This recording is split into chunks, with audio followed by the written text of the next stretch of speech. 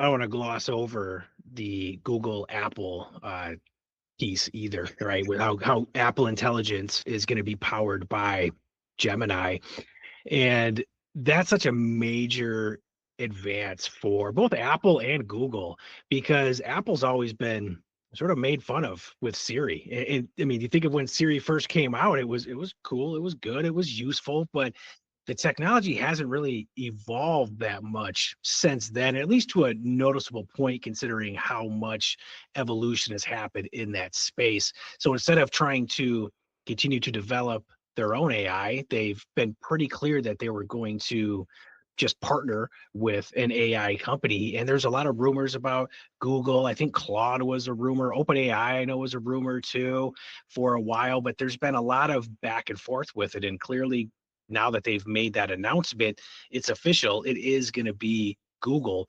So now the distribution's even more. And that's where I think as marketers, we have to continue to pay attention to that because that's what I've always said is going to be the biggest change is when it starts to be on the device level and people can just ask, Siri or Apple Intelligence or whatever. Maybe they'll call it Jiri as a way to combine them together.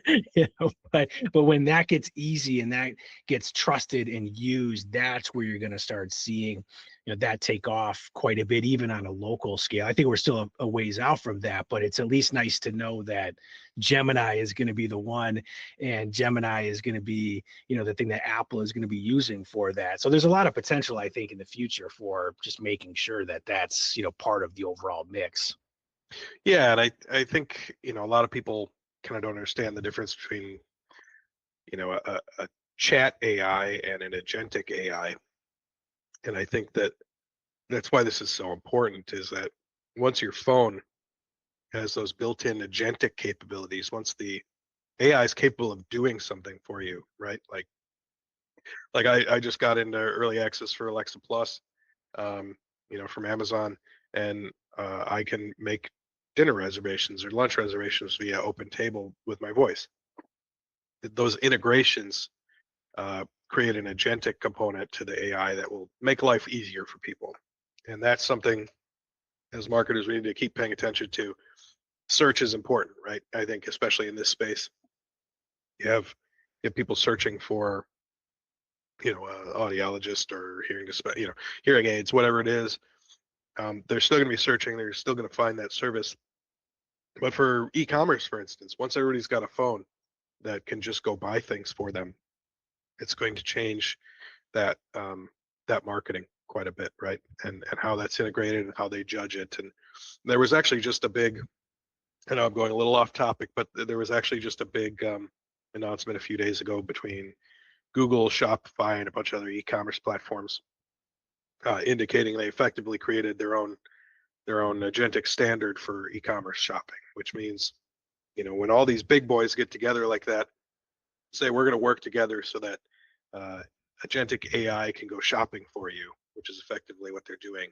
The landscape's going to change a little bit as far as shopping online, but yeah, so the phone is going to be a huge shift, and I've been hoping that ChatGPT or some other organization would end up powering it, not because I hate Google or anything, just I think more options are better, and I think Google already has the market share from iPhone because they paid Apple $1 billion to be the default search engine, and now they're going to preserve that. And I thought ChatGPT might be able to grab 10% market share overnight or something like that, which would make them viable for the future. Then we'd have a competitor.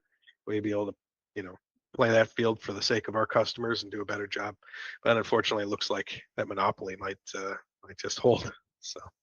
Yeah, the monopoly continues. The thing that helped grow Google with Apple and the thing that got them in trouble with the DOJ was all around that default search engine that they paid for has now crossed over to AI.